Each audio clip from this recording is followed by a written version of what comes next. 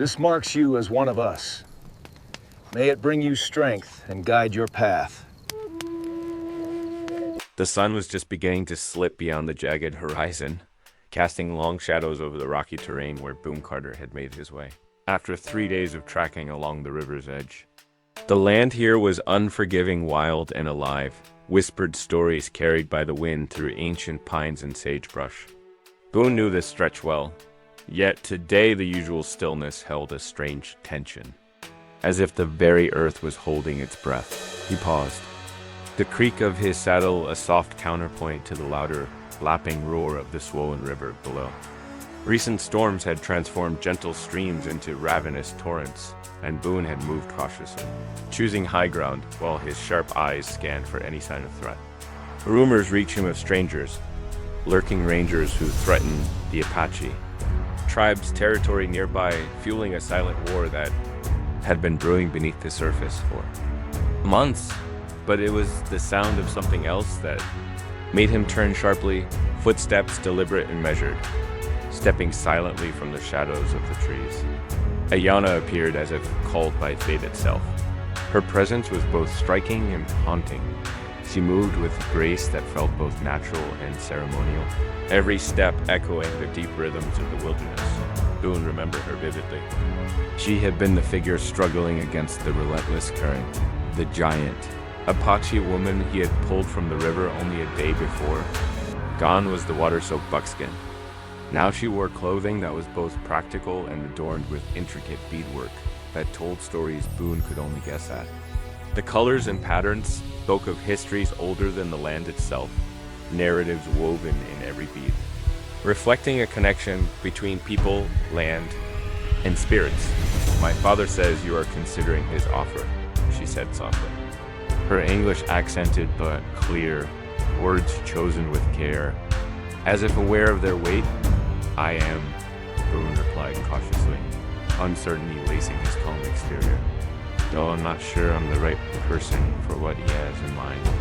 Ayana stepped closer, her penetrating eyes locking onto his with unwavering intensity. "When you pulled me from the river, did you think about whether you were the right person for that task?" The question caught Boone off guard. He hesitated. "No, I just acted." "Exactly," she smiled faintly. "You saw someone in danger and responded without calculating the risk or whether you were qualified. That is why my father believes you would fit well among our people." Her gaze drifted toward the river, its waters shimmering with last light. "Our customs teach that when someone saves a life, they become responsible for that life in some way. But they also teach that the saved person becomes responsible for the life of their rescuer." Boone felt his pulse quicken under the significance of her words. The fabric of their fates entwined beyond mere chance or gratitude. "What does that mean exactly?" he asked. Ayana stepped even closer, close enough for him to catch the scent of sage and sweet grass in her dark hair. "It means that if you join our tribe, you will not be alone in learning our ways. I will be bound by honor to help you succeed." There was warmth in her voice that made the binding feel less like a burden and more like an ancient promise spoken beneath the stars. A promise that transcended language and time, the strangers my father mentioned. Boone asked cautiously, "How dangerous are they, really?" Her expression turned serious, the lines around her eyes deepening like shadows. "Dangerous enough that our scouts report they are moving closer to our main village. Dangerous enough that our warriors prepare for conflict." She paused, then added quietly, "If you join us now, your courage will be tested quickly. But it is also a time when an extra warrior, especially one whose courage has already been proven, would be most valuable." Boone glanced west, where the sun now painted the sky in deep golds and crimsons. Time was fleeting, like the fading day. Turning back, he found Nastas, the chief, waiting by the fire. The old man's face was weathered and unreadable, but Boone sensed something profound in his silent expectation. Perhaps respect or a challenge. "I have an answer," Boone said, settling himself opposite Nastas. Around the fire, the gathered warriors became still. Even Ayana, who had trailed him since dawn, seemed to hold her breath. "I accept your offer," Boone declared, feeling the weight of his words settle like a stone in his chest. But I want you to know I've never belonged anywhere before. I may not be good at this at first. A slow smile spread across Nasta's face, the first genuine warmth Boone had seen. The best members of any tribe, the chief said quietly, are often those who choose to belong rather than those born to it. Nastas reached into a leather bundle beside the fire and unwrapped it carefully. Within, a medallion gleamed faintly in the firelight. Delicate and ornate, an heirloom crafted to honor and bind. This has been waiting for you since the moment you entered that river, Nasta said as he stood and stepped forward. He placed the medallion around Boone's neck. The metal was warm, as if it had absorbed the fire's heat, substantial in weight but not cumbersome. It felt like history made tangible, a symbol of new beginnings and solemn promises as Boone closed his eyes. The night stretched wide above them, dotted with stars. The beadwork on Ayana's clothing caught the firelight, each tiny bead a world of meaning, stories told without words of courage, survival and connection. Tonight, Boone's path was no longer solitary. Bound by honor, he had stepped across the threshold not only into a tribe, but into a story far greater than himself. The fire crackled between them, casting flickering shadows over the faces of the gathered warriors. Boone had never felt so exposed. Every movement, every breath seemed to carry the weight of scrutiny. Yet, as the medallion settled against his chest, he felt a warmth that was not just from the fire. It was as if the very land acknowledged his presence.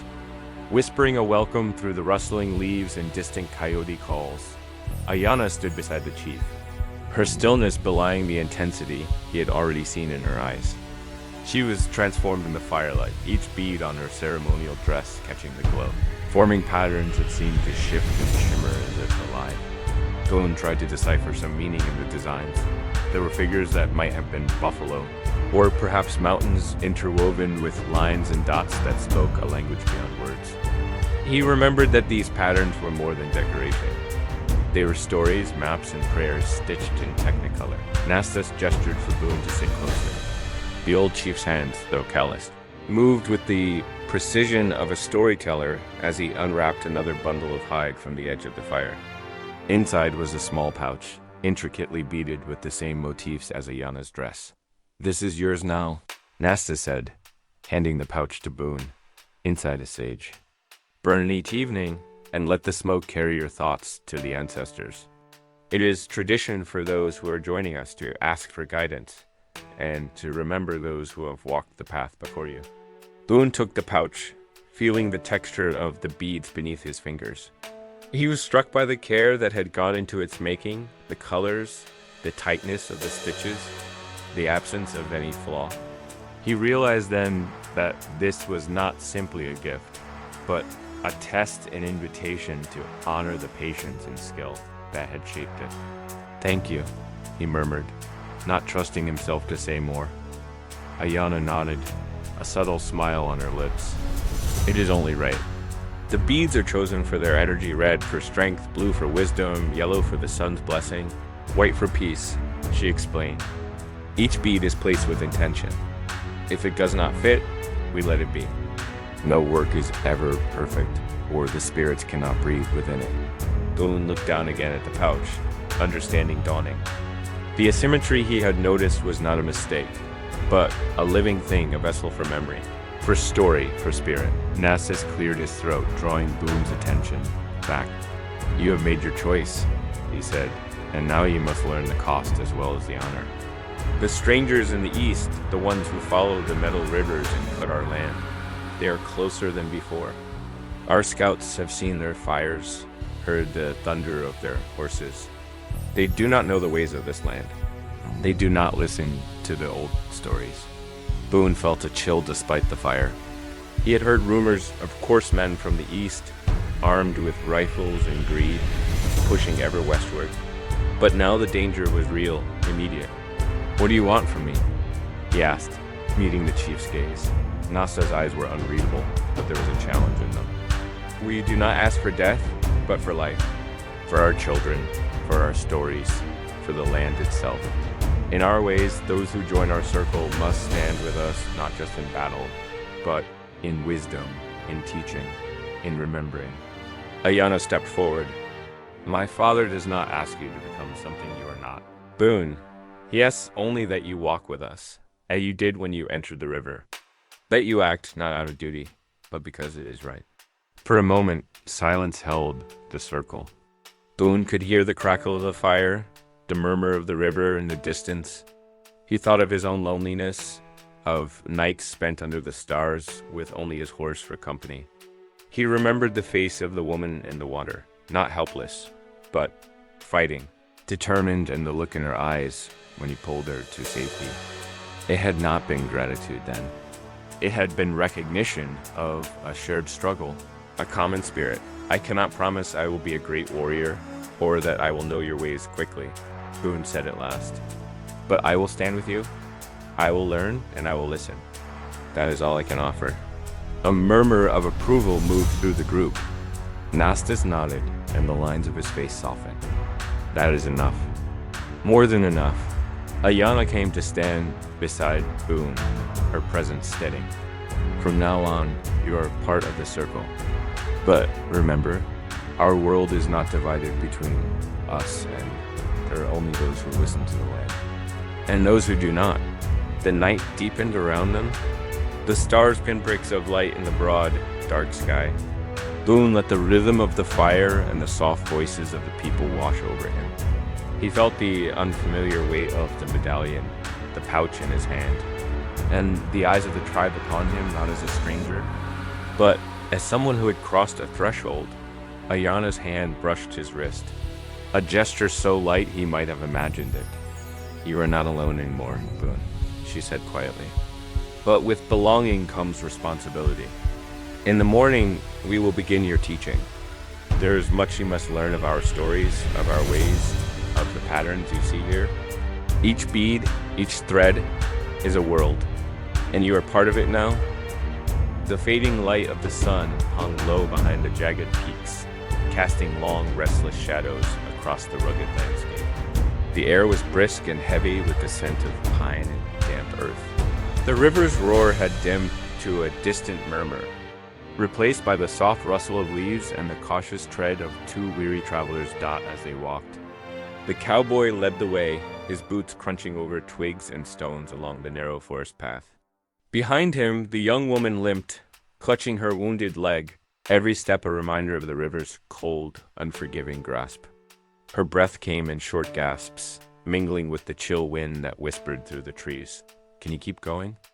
He asked without turning, his voice low but firm, filled with a reassuring confidence that had begun to steady her nerves. She nodded, swallowing the sting of pain. I must, she whispered. The camp's not far now. Her resilience was a beacon in the fading light, a testament to the strength she had drawn from her people's stories and traditions. Though her words were steady, her eyes betrayed both exhaustion and fear. The forest, vast and tangled, seemed to press in around them, ancient sentinel watching, waiting. Every crack of a branch or a flutter of wings flared the tension in her chest. She glanced sideways at the cowboy, whose calm presence was as much a shield as the worn leather of his jacket. His eyes, a deep blue, seemed to hold a promise of safety, a promise he had no intention of breaking. Their journey was not merely one of distance, but a passage through shadow and uncertainty. The wilderness was alive with danger, not only from the elements, but from the unseen threats lurking beyond the veil of trees. Wild animals, hostile men, and the deep wounds of history between their peoples dot as they walked. The forest grew denser, the silence broken only by the sound of their footsteps. The woman remembered her people's stories of the past battles, the loss, and the fragile threads binding them still to the land. She carried those stories now, etched into her very being, as surely as the beads and feathers woven into her hair. The cowboy broke the silence again. You're stronger than you look. This ain't the first time you faced hardship, is it? His voice was tinged with a curiosity that made her pause, reflect on the sum of her experiences. She gave a faint smile, bittersweet. No, it never is. Her eyes wandered to the forest floor, where leaves crunched beneath their feet. A reminder of the transient nature of all things. A sudden breeze stirred the branches high above. and a shaft of dying sunlight pierced the canopy, landing softly on the forest floor. For a moment, the path ahead seemed bathed in gold, as if offering a promise of safety, but the promise was fragile as they walked. The cowboy's eyes scanned the surroundings, alert for movement or sound. Years on the frontier had taught him to trust his instincts above all else. Yet here, among the whispers of the woods, the usual rules felt diminished, muted by the weight of unspoken histories and the fragile. Trust forming between two unlikely companions, the sun dipped lower, casting long shadows across the forest floor. The air grew cooler, scented with damp earth and the promise of night. The woman's senses were heightened, her body aching with every step, but her spirit remained unbroken. At length, the forest began to thin. Ahead, a small clearing appeared, a place marked by smoke drifting lazily from a modest campfire. The woman's pace quickened, hope sparking amid her pain. The camp was modest but alive with cautious energy. Figures moved quietly between several conical tents made from hides and woven fibers. They paused as the pair entered, eyes narrowing with a mixture of suspicion and relief. An elder stepped forward. A tall man whose weathered face and silver-streaked hair spoke of a lifetime spent listening to the land. His gaze fell on the cowboy, then on the woman. His voice was steady but commanding. "You've brought her back," he said, reaching out to place a decorated medallion around the cowboy's neck. "For this, you are one of us now. It is a bond of honor." The woman watched, her heart swelling with a complex blend of gratitude and uncertainty. This stranger, once an outsider, was now tied to her people by the ties of survival and respect.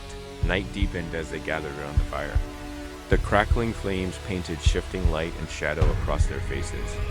The cowboy's eyes met hers, a silent understanding passing between them. "We've come through the worst," he said softly. "But this is just the beginning. Whatever lies ahead, we face it together." She nodded. In the dim glow, hope blossomed quietly within her, a fragile but fierce thread woven from shared trials and the promise of a new path. As they sat there, caught in the warmth and light of the campfire, she felt a sense of belonging she had not known in years. The cowboy, too, seemed to have found a place among them, his rugged exterior softened by the gentle warmth of the fire and the company around him. The night was filled with stories, passed around the fire like offerings to the spirits. The elder spoke of ancient battles, of warriors who had braved the wilderness and emerged stronger. The woman shared tales of her own journeys, of the rush of the river and the silence of the forest. The cowboy listened intently, his face lit by the flickering flame, and as the night wore on, the stars twinkling above like diamonds scattered across the velvet expanse, the cowboy felt a sense of belonging he had never known before. He was no longer just a stranger. He was a part of this community, bound by threads of shared experience and mutual respect. The campfire crackled in the gathering darkness, its flames throwing flickering shadows across the faces surrounding it. The forest canopy was a dense quilt above them, letting through only thin slits of the night sky where stars glimmered coldly. In this fragile circle of light, the cowboy and the woman sat side by side, their exhaustion momentarily softened by the warmth and the presence of others. Though the woman's leg throbbed with every heartbeat, pain receded slightly, swallowed by the steady rhythm of stories and voices around her. Here, anonymity gave way to belonging. She observed the tribe members, men and women wrapped in furs, their faces painted with symbols of courage, wisdom, and mourning. The subtle glint of beadwork and feathers caught the firelight, each ornament a talisman of history, faith, or victory. The elder, tall and resolute, his voice roughened with years and authority, spoke again. "The wilderness tests all who walk its paths. It reveals the strength of spirit, the ties that hold us. You have crossed many trials to come here, but tomorrow will bring a greater test." The elder's gaze fixed firmly on the cowboy. "You, who saved her, must now prove your loyalty. The land remembers those who betray its laws." The cowboy met the elder's stare without flinching. "I've no quarrel with your people. I only want to help," But help must be earned, said a woman from the tribe, stepping forward. Her hair was the color of autumn leaves, her eyes sharp and unyielding. The past is not so easily forgiven. The woman raised her voice for the first time that evening, her tone firm but measured. We want peace, not just for ourselves, but for what our children will inherit. The silence that followed was heavy. Even the fire seemed to dim, as if holding its breath. The tribe's skepticism was a wound they guarded, fiercely wounds born of betrayal, loss, and the relentless march of outsiders trampling sacred ground. The cowboy shifted, pulling a small pouch from his belt. From it, he carefully extracted a worn silver ring etched with intricate patterns, an heirloom from his own family.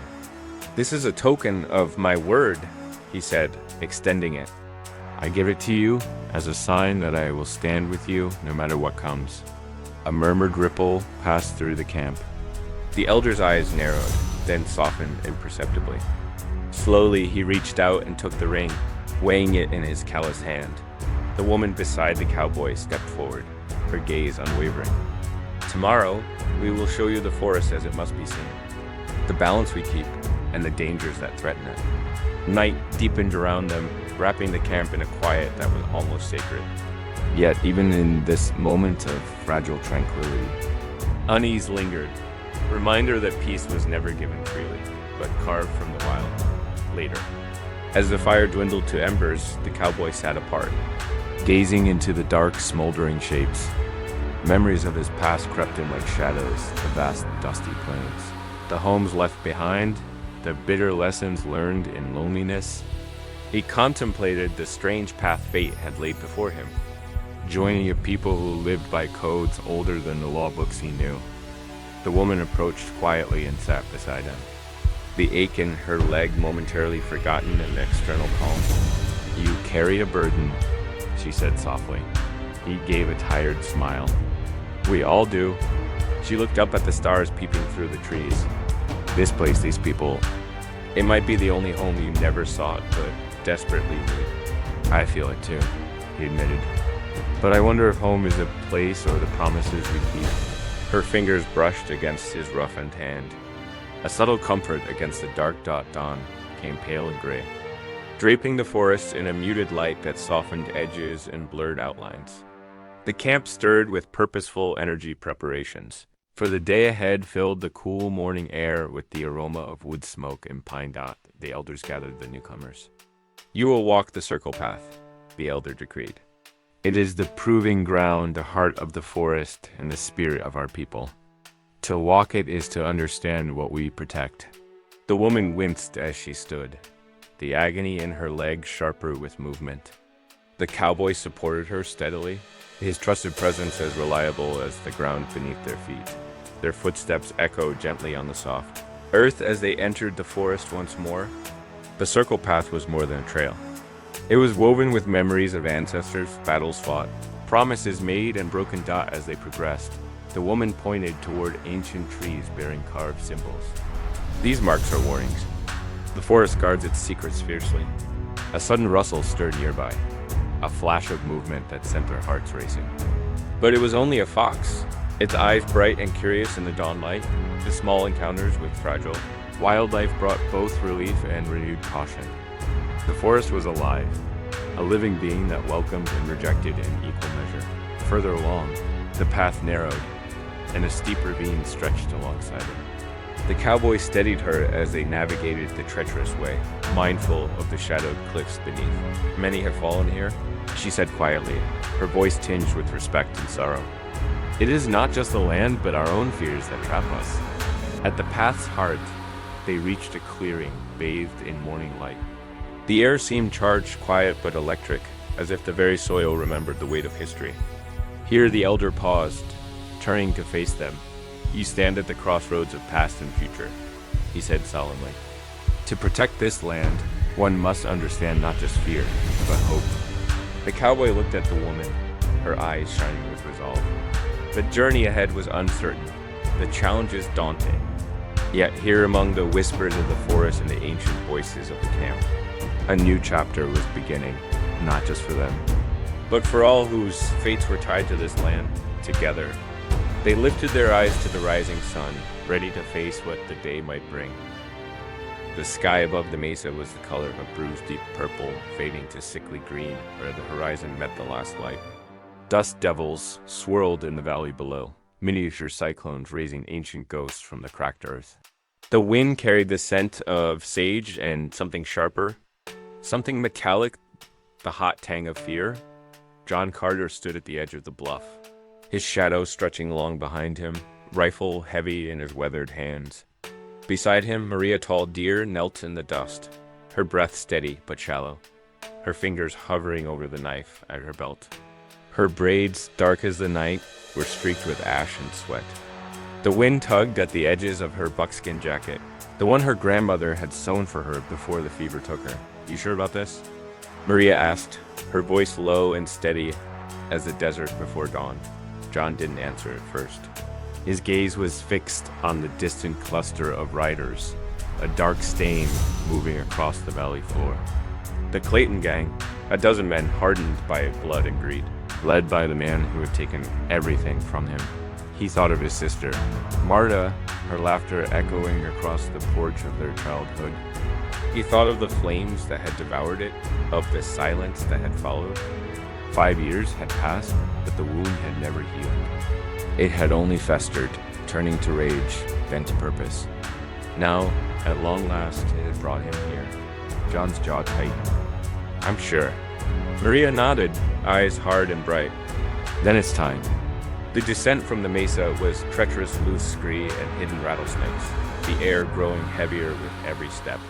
The world narrowed to the crunch of gravel beneath their boots, the rasp of their breath, the thud of their hearts. The land was alive with tension, as if it too were waiting for the reckoning to come dot as they crossed the dry riverbed. Maria signaled for silence.